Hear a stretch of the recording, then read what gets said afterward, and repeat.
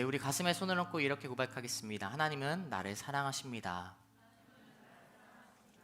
하나님의 사랑에 나는 위로를 받습니다. 나는 하나님을 절대로 포기하지 않을 것입니다. 아멘. 네, 4월 부활절 이후로 저희는 계속해서 3주간 주님께서 부활하시고 또 이후의 행적을 따라 말씀을 같이 보고 있습니다. 오늘 마지막 4월의 마지막 주일 부활과 또 승천하신 예수님에 관한, 성령님에 관한 말씀을 보고 다음 주 5월부터는 또 전 공동체가 같은 본문으로 주님 가운데 나아갈 텐데요. 특별히 오늘 성령님에 관한 말씀을 볼 때 하나님의 성령에 충만한 시간 되길 축복합니다. 우리가 알다시피 예수님은 유월절에 돌아가셨습니다. 유월절에 십자가에 못 박혀 죽으시고 그 십자가의 고난을 유월절에 감당하셨죠. 그래서 예수님을 보고 우리는 유월절 어린 양, 유월절 독생자 예수 그리스도라고 이야기합니다. 그리고 사흘 뒤 죽음에서 예수님께서는 부활하셨습니다. 이것은 놀라운 일이었고 오늘날에도 우리가 믿음이 아니면 받아들이기 힘든 사실이지만 당시 시대 사람들에게는 그 부활의 소식이 더욱더 받아들여지기 어려운 시대였을 것입니다. 부활이라는 개념 자체가 당시 시대에는 굉장히 드물었던, 잘 인식이 안 됐던 시대였기 때문이죠. 그러나 그 부활은 실제였고 예수님께서 다시 살아나셔서 많은 사람들, 제자들과 많은 무리들 가운데 나타나셨습니다. 2주 전엔 베드로와 몇몇 제자들의 말씀을 보았고 지난주에는 엠마오로 가는 두 제자의 말씀을 통해 우리가 부활하신 예수님에 대해 같이 보았습니다. 그렇게 부활하신 예수님은 제자들과 함께 40일 동안 같이 함께 있었다라고 합니다. 사도행전 1장 3절을 우리 같이 한번 읽어보도록 하겠습니다. 함께 읽겠습니다. 예수께서 고난당하신 후에 자신이 살아계심을 여러 가지 확실한 증거로 사도들에게 직접 보여주셨고 40일 동안 그들에게 나타나 하나님 나라에 대한 일을 말씀하셨습니다. 40일 동안 부활하신 예수님은 제자들과 함께 교제하셨어요. 하나님 나라에 관해 말씀을 전하셨습니다. 이 40일 동안 제자들은 굉장히 즐거움과 기뻤을 것입니다.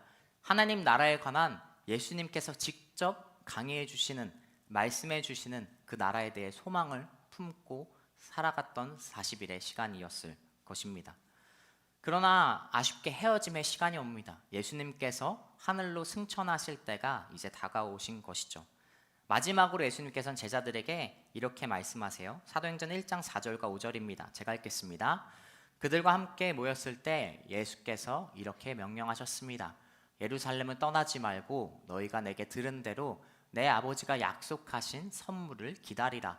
요한은 물로 세례를 주었지만 너희는 며칠 안에 성령으로 세례를 받을 것이다. 이렇게 예수님께서는 승천하시기 전에 말씀하십니다. 그리고 며칠 뒤 마침내 그 오순절날 성령님이 임하십니다. 우리 1절부터 4절 오늘 말씀 다시 한 번만 같이 읽도록 하겠습니다. 함께 읽겠습니다. 마침내 오순절이 이르렀을 때 그들이 모두 함께 한 곳에 모여 있었습니다. 그때 하늘로부터 갑자기 급하고 강한 바람 같은 소리가 있었고 그들이 앉아 있던 온 집을 가득 채웠습니다. 그리고 마치 불 같은 혀들이 갈라지는 것이 그들에게 나타나 그들 각 사람 위에 임했습니다. 그러자 모두 성령으로 충만함을 받고 성령께서 그들에게 말하게 하심을 따라 그들이 다른 방언으로 말하기 시작했습니다. 아멘. 자, 성령이 임재한 날은 어떠한 날이었나요? 어떠한 절기였죠? 바로 오순절이었습니다. 이스라엘의 3대 절기인 중 하나 오순절은 유월절과 또 수장절, 초막절이라고도 불리는 수장절과 함께 3대 절기 중 하나였습니다. 오순절은 어떠한 날이었나요? 유월절 이후 그리고 안식일 다음 날 그 날부터 50일째가 되는 날이 오순절이었습니다. 오순절은 무엇을 기념하는 날이었냐면요, 크게 두 가지를 기념했습니다. 첫 번째로는 이스라엘 민족이 광야 생활을 하죠. 출애굽하고 나서 광야 생활을 40년 동안 하게 됩니다. 그리고 40년 뒤에 가나안 땅으로 들어가게 되는데 그 가나안 땅으로 들어가는 것을 기념하는 것이 바로 오순절이었습니다. 유월절이 이스라엘 민족이 애굽에서 출애굽한 것을 기념하는 유월절이었다면 오순절은 가나안 땅으로 이스라엘 민족이 들어가는 것을 기념하는 것이 바로 오순절이었다라는 것이죠. 이스라엘 민족이 40년 동안 광야 생활을 하잖아요. 그 40년의 광야 생활을 끝내고 이제 가나안 땅으로 들어가는 것은 결코 가벼운 일이 아니었죠. 굉장히 중요한 날이었습니다. 그것을 오순절을 통해 기념하는 그 이스라엘 민족이었어요. 그리고 또 하나의 의미는 그 가나안 땅에 들어가서 이제 만나와 메추라기로 광야 생활을 그들이 공급받으며 생활했다면 그 가나안 땅에서 첫 농작물을 재배해서 올려드린 것을 기념하는 날도 오순절이었습니다. 즉 가나안 땅에 들어간 것 자체를 기념하는 것이 오순절이었고 그곳에서 첫 소산물을 올려드린 것이 바로 또 오순절의 큰 의미를 가진 날이었어요. 그래서 오순절은 맥추절, 칠칠절이라고도 합니다. 성경에서 구약에서 그렇게 표현합니다.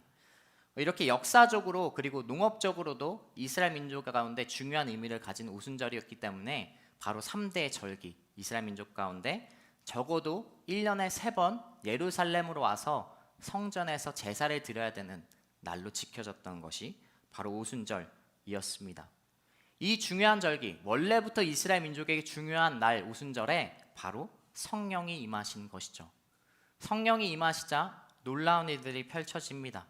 강한 바람 같은 소리가 들리고 불 같은 혀들이 갈라지는 것이 나타나고 또한 그곳에 모인 제자들이 방언으로 말하기 시작했습니다. 이 오순절날 성령이 임한 것은 어떠한 의미를 가질까요? 첫 번째로 이 성령의 사건은 약속의 성취였습니다.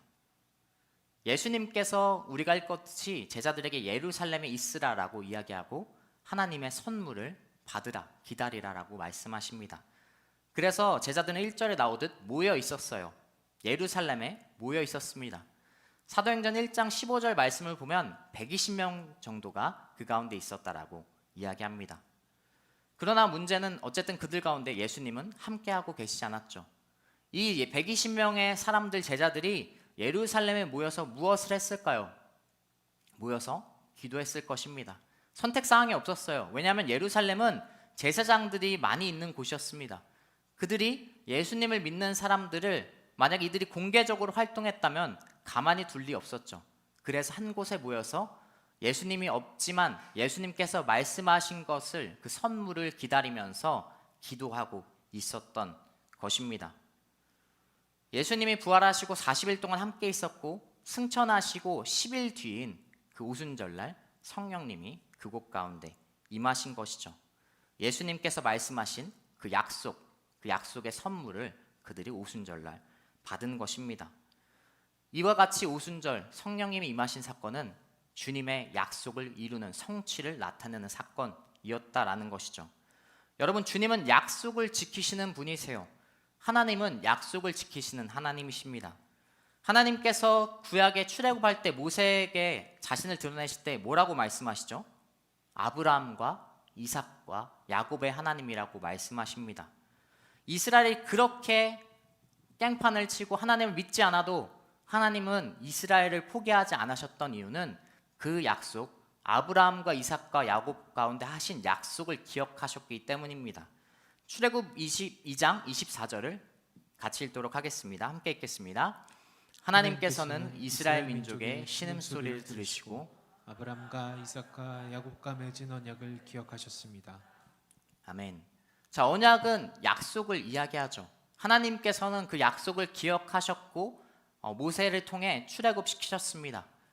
약속의 하나님, 그리고 예수님께서도 성령을 받으라, 성령을 기다리고 너희가 그 선물을 받으라라는 그 약속을 지키셨다라는 것입니다.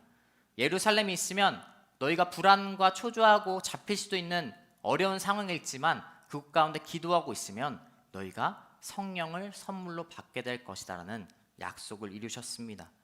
그리고 예수님은 또 무슨 약속을 하셨죠? 어떠한 약속을 이 성령의 사건을 통해 이루시나요? 마태복음 28장 20절입니다. 내가 너희에게 명령한 모든 것을 그들에게 가르쳐 지키게 하라. 보라, 내가 세상 끝날까지 너희와 항상 함께 있을 것이다. 예수님께서 승천하시면서 이 말씀을 해요. 승천하시는데 함께 있을 것이다라고 하시죠. 이 약속을 주님께서 성령님을 통해 지키신 것입니다. 예수님께서 승천하셨지만 성령님이 오셔서 너희와 함께 있는 것을 예수님의 약속을 성취하는 것입니다. 오순절의 그 절기가 이스라엘 민족을 가나안 땅으로 이끄신, 가나안 땅에서 그들이 정착하게끔 하나님의 약속을 이루신 것처럼 하나님께 그 약속을 감사하는 절기였던 것처럼 성령의 역사하심도 역시 하나님의 약속의 성취였다라는 것을 말씀을 통해 오늘 증거하고 있습니다. 여러분 잊지 마십시오. 하나님은 약속의 하나님이십니다. 오늘 말씀에서도 기록하듯이 예수님께서도 그 약속을 지키듯이 우리 가운데 함께 계시다는 것을 여러분이 잊어버려서는 안 됩니다. 어떠한 일이 있어도, 어떠한 것이 있어도, 어떠한 상황이 있어도 주님께서는 그 약속을 이루시고 바꾸지 않으십니다. 오늘 찬양을 통해 고백했던 것처럼 우리는 변치 않으신 그 약속을 이루신 분을 뭐라고 표현하죠? 신실하신 하나님이라고 표현합니다. 여러분, 신실하신 하나님께서 여러분 가운데 성령님께서 지금 여러분의 마음속에 함께하고 있다는 것을 기억하는 여러분 되시길 축복합니다. 성령의 사건은 이렇게 하나님의 약속을 성취하는 사건이었습니다. 계속해서 5절부터 8절까지 말씀을 함께 읽도록 하겠습니다. 함께 읽겠습니다. 그때 나로부터 온 경건한 유대 사람들이 예루살렘에 머물고 있었습니다. 그런데 이런 소리가 나자 많은 사람들이 모였는데 각자 자기들의 언어로 제자들이 말하는 것을 듣고 모두 어리둥절했습니다. 그래서 그들은 놀라 이상하게 여기며 말했습니다. 보십시오, 지금 말하고 있는 이 사람들은 모두 갈릴리 사람들이 아닙니까? 그런데 우리가 각자 태어난 곳의 말로 듣고 있으니 어찌된 일입니까? 자, 약속하신 그 선물을 받은 성령의 임재의 사건을 경험한 제자들은 어떻게 그들이 말을 하기 시작하죠? 각자 다른 언어로 방언을 시작합니다. 5절 말씀을 읽었듯이 예루살렘에는 세계 각 나라로부터 많은 사람들이 모여 있었습니다. 당연 이 오순절 절기를 지키기 위함이죠. 이스라엘 모든 남자들은 적어도 이 3번의 절기 가운데 예루살렘에 왔어야 했어요. 6월절, 첫 번째 6월절을 지켜야 됐고 그로부터 50일 뒤인 오순절을 지켜야 했습니다. 그럼 보통 6월절을 지키고 나서 고향으로 돌아갔을까요? 아닐 것입니다. 당시 교통이 발달하지 않은 시대에 물론 뭐 집이 가까운 사람은 뭐 집이 동네인 사람은 부러운 사람들이죠. 그냥 집에 갔다 왔을 수 있겠죠. 그러나 교통이 발달한 시대였고 먼 곳에 살았던 대부분의 이 유대교 사람들은 오순절부터 그리고 6월절부터 오순절까지 예루살렘에 머물렀던 것이 이 당시 시대였습니다. 그래서 정말로 많은 사람들이 있었다라고 기록하고 있습니다. 디아스포라 유대인들, 먼 곳, 이방 민족, 이방 나라에 살면서 예수님을 믿었던 사람들, 그리고 이방인이지만 외국인이지만 유대교로 개종한 사람들조차도 이곳에 모여 있었겠죠. 그리고 이런 축제가 있으면 어때요? 유대교를 믿지 않는 사람들일지라도 야, 예루살렘에 그 축제가 열린대, 그 절기가 지켜진대 해서 유대교를 믿지 않는 사람들도 예루살렘에 많이 있었을 것입니다. 어쨌든 1년에 가장 많은 사람들이 모이는 기간이 바로 6월절부터 오순절까지 기간이었습니다. 그리고 그 시기에 많은 사람들이 있던 그곳 가운데 제자들이 성령님을 받아 성령의 임재하심 속에 각자의 언어로 오늘 고백하는 사건이 펼쳐지는 것이죠. 그래서 그곳에 있던 많은 사람들이 놀라기 시작합니다. 각자 고향의 언어를 듣기 시작했기 때문에 자신들 나라의 언어를 들을 수 없는 상황인데, 환경인데 그들이 들었기 때문에 오늘 놀라기 시작하는 것입니다. 어찌된 일입니까? 라는 반응이 그들의 놀라움을 잘 표현해주고 있습니다. 그리고 이런 반응도 있습니다. 7절에 지금 말하고 있는 이 사람들이 갈릴리 사람들이 아니냐? 어떻게 이런 얘기를 할 수 있냐? 이 언어를 어떻게 얘기할 수 있냐라고 이런 반응을 보이는 사람들이 있어요. 왜냐하면 당시 갈릴리 사람들은 교육을 받지 못한 동네, 한마디로 촌구석 동네였고 가장 당시 시대 인식으로 무식한 동네였기 때문입니다. 그러한 사람들이 어떻게 이 외국어, 우리 각자의 나라의 모국어를 할 수 있냐라는 반응이 나온 것이죠. 그래서 예수님의 사역 가운데서도 이런 반응을 보이는 사람들이 있었죠. 갈릴리에서 무슨 선한 것이 나오겠느냐, 이런 말씀이 기록된 것이 당시 사회적인 배경 속에 있었던 것이었기 때문입니다. 이 갈릴리 사람들의 특징 중 하나는 억양 속에서 특징이 있었다라고 해요. 그러니까 지역의 사투리처럼 오늘날 우리가 그 지역의 사투리를 통해 그 사람이 출신 고향이 어디인 것이 알 수 있던 것처럼 갈릴리 사람들도 그 억양에서 자신의 고향이 갈릴리였던 것이 드러났다라고 이야기합니다.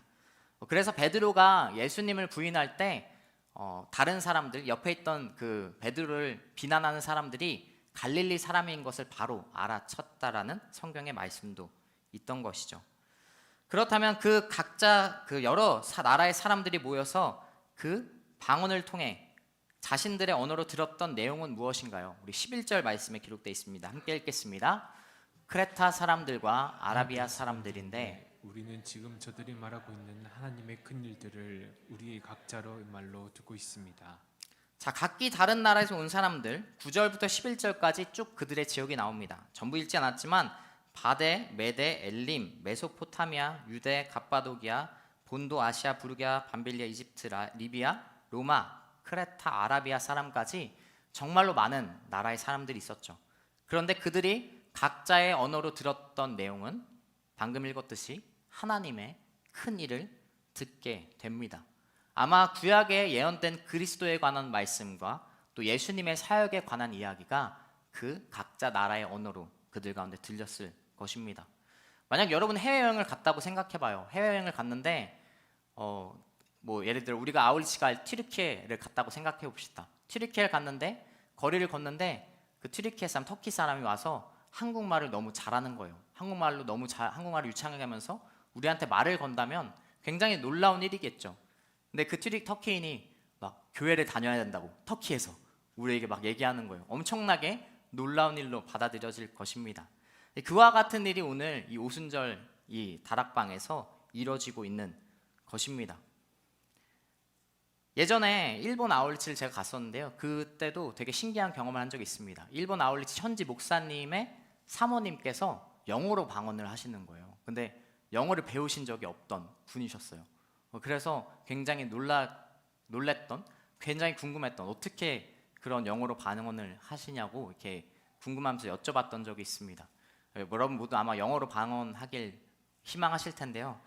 그러한 은혜가 여러분 가운데 있기를 축복합니다. 어쨌든 이렇게 다양한 나라의 언어들로 그들이 그들이 들었지만 같은 내용이었다라는 거예요. 그것은 하나님의 큰 일, 한 가지 내용을 들었다라는 것입니다. 이 언어의 사건은 구약의 어떤 한 사건을 떠오르게 합니다. 바로 구약에도 대표적인 언어의 한 사건, 창세기 11장에 기록된 바벨탑 사건입니다. 사람들이 모여 땅에서 하늘에 도달하고자 탑을 쌓기 시작했던 사건이 있어요.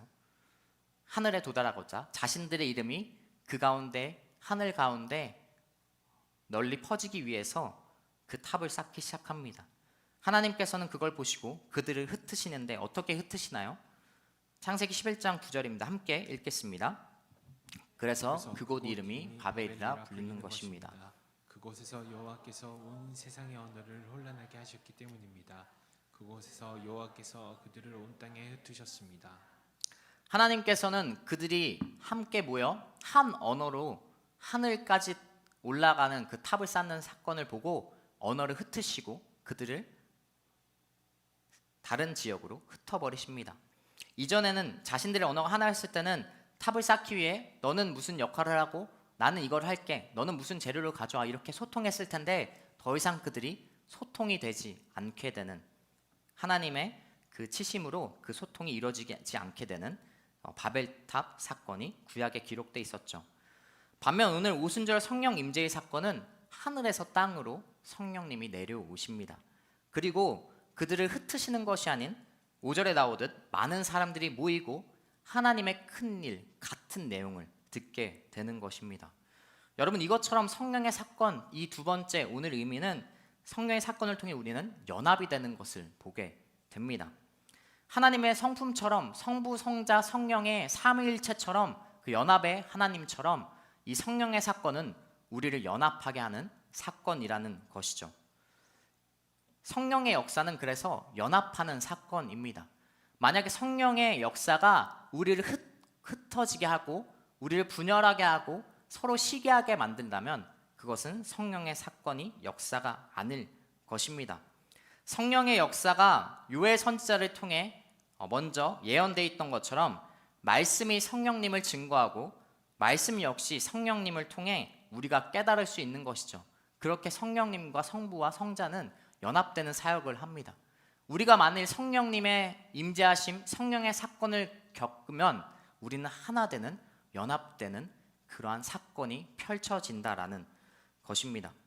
성령의 사건은 오늘 방언을 하는 것에 초점이 맞춰져 있지 않아요. 성령이 흩어지게 하고 분열하는 것이 아닌 성령의 역사를 통해 하나가 되는 것을 오늘 의미한다는 것을 여러분 기억해야 됩니다. 특별히 여러분 이 시간 성령 충만해짐으로 말씀을 깨닫는 시간 되시길 축복합니다. 그리고 말씀과 기도로 성령 충만해지는 여러분 되시길 축복합니다. 우리가 같은 하나님의 말씀을 들을 때, 그리고 성령님께서 이 시간 함께 하실 때 그 말씀이 깨달아지게 되는 것이죠. 같은 말씀 설교를 듣고 있잖아요. 성령님이 함께 하실 때 우리가 더욱더 연합되는 사건이 일어나는 것을 기억하는 여러분 되시 축복합니다. 우리 옆 사람에 기억하겠습니다. 하나 됩시다 라고 고백해 볼까요? 성령 충만해집시다 이렇게 고백하겠습니다. 아멘. 우리 마지막으로 11절부터 13절까지 말씀을 함께 읽겠습니다. 함께 읽겠습니다. 크레타 사람들과 아라비아 사람들인데 우리는 지금 저들이 말하고 있는 하나님의 큰 일들을 우리 각자의 말로 듣고 있습니다. 그러자 모든 사람들이 놀라 당황해 이것이 도대체 어찌된 일입니까 하고 서로에게 말했습니다. 그러나 어떤 사람들은 그들이 세술에 취했다라고 조롱하며 말하기도 했습니다.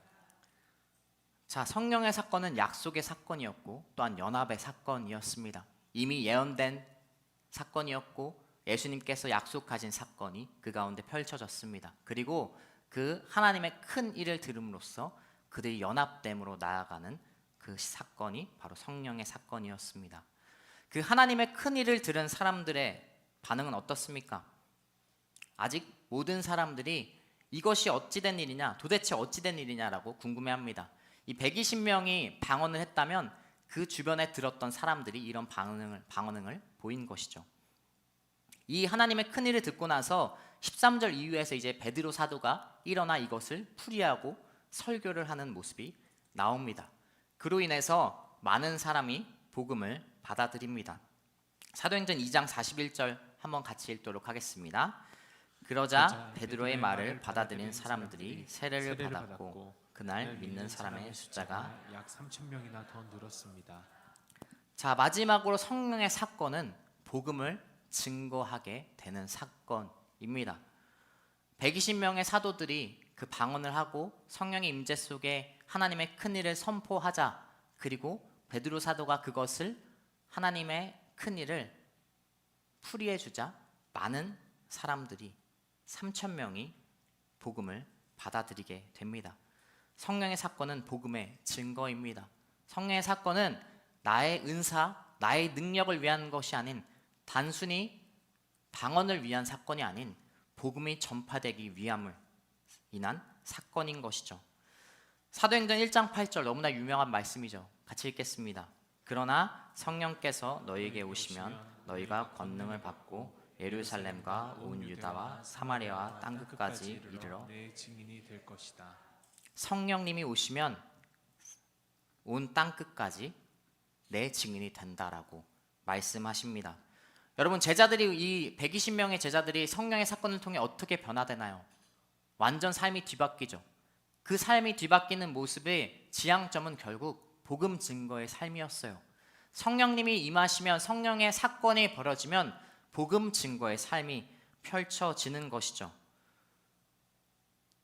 약속과 하나됨을 통해 복음 증거의 삶이 펼쳐지는 것입니다. 놀라운 것은 이 3,000명이 각 나라에서 온 사람들이었다라는 거예요. 이 사람들이 이제 절기가 끝나고 각자의 나라로 돌아갔겠죠. 그들은 어떤 행동을 했을까요? 동일하게 복음 증거의 삶을 살았을 것입니다. 어떻게 그것을 알 수 있냐면 바울 사도가 선교를 가지 않았는데도 그리스도의 공동체가 여러 나라에 있던 것을 우리는 복음서 이후에 서신서를 통해 보게 됩니다. 이 디아스포라 그리고 많은 이방인들, 유대교로 개종한 사람들이 이 예루살렘 오순절 절기 속에 있었기 때문에 그 하나님의 약속과 연합된 사건 속에, 그리고 하나님의 가장 완벽한 타이밍 속에 복음 증거의 역사가 일어나는 것입니다. 복음을 위해 달려나가는 삶이 바로 성령 충만한 삶인 것을 여러분 기억하시며 나아가는 여러분 되시 축복합니다. 아울리치 광고를 했습니다. 여러분, 아울리치 물론 선택이죠. 그러나 성령 충만하고 우리에게 맡겨진 하나님의 약속을 생각할 때 우리는 이것을 외면할 수 없습니다. 해외든 국내든 더 나아가 여러분의 삶의 자리가 복음 증거의 삶이 되기를 축복합니다. 우리는 성령의 역사를 생각할 때, 성령의 사건을 생각할 때 어떤 신비적인 사건만을 생각할 때가 많아요. 그러나 성령의 열매는, 갈라디아서에 기록된 성령의 열매는 무엇을 얘기하죠? 성령의 9가지 열매는 무엇을 얘기합니까? 사랑과 희락과 화평과 오래 참음과 자비와 앙성과 충성과 절제와 온유를 이야기하고 있습니다. 물론 하나님의 은혜 속에, 성령의 사건 속에 우리는 외부적으로 드러나는 방언과 여러 가지 하나님의 역사하심이 있을 수 있지만 9가지 열매는 고백하는 것은 내면적인 모습을 굉장히 많이 열매를 증거하는 것을 보게 됩니다. 사랑과 희락과 드러나는 것일 수도 있지만 우리 내면적인 변화를 많이 이야기하고 있어요. 여러분, 성령 충만해지는 모습을 통해 여러분의 삶의 자리에서 단순히 어떠한 보이는 은혜의 성령의 사건이 아닌 여러분의 삶의 자리에서 이 9가지 열매를 가지고 복음 증거자의 삶을 사는 여러분 되시길 축복합니다. 그러한 삶이 바로 성령 충만한 삶이죠. 어떠한 성령 임재만을 위해 기도하는 것이 아닌 삶 속에서 말씀과 기도로 연합하는 삼위일체 하나님의 사역 속에 같이 그것을 동행하는 것을 경험하며 나아갈 때 여러분의 삶이 성령 충만한 삶이 되기를 간절히 기도합니다. 그러나 마지막으로 어떤 사람들은 이러한 반응도 있었습니다. 제자들이 술에 취했다라고 조롱하기도 합니다. 복음 증거의 삶을 살다 보면 분명 기대치 않은 다른 반응들이 우리 가운데 있을 때가 있습니다. 조롱하는 모습이 다른 사람들 가운데 분명히 있을 때가 있습니다. 그러나 변치 마시고 흔들리지 마시고 여러분의 삶이 복음 증거의 삶을 살아가길 축복합니다. 말씀을 정리하겠습니다. 도대체 어찌된 일이냐? 이것은 놀라운 일이었죠. 성령의 임재는 분명, 성령의 사건은 놀라운 일이었습니다. 그러나 말씀을 살펴보면 그것은 하나님께서 이미 약속하신 일이었고, 하나님께서, 예수님께서 우리 가운데 함께 하신다는 그 약속이 성취되는 사건이었습니다. 또한 연합의 사건이었어요. 성령의 사건은 우리를 하나로 묶는, 하나님의 큰 일을 듣고 하나님의 그 큰 일 속에 우리가 하나 되는 사건이었습니다. 성령의 사건은 어떤 보여지는 능력만을 이야기하는 것이 아닌 성령 안에서 우리를 연합하게 만들고 성령의 9가지 열매처럼 그 열매를 맺기 위해 삶을 살아가는 삶을 살기를 기도하는 주님의 연합의 사건이었습니다. 그리고 마지막으로 성령의 사건을 통해 복음 증거의 삶을 살기를 주님께서는 원하십니다.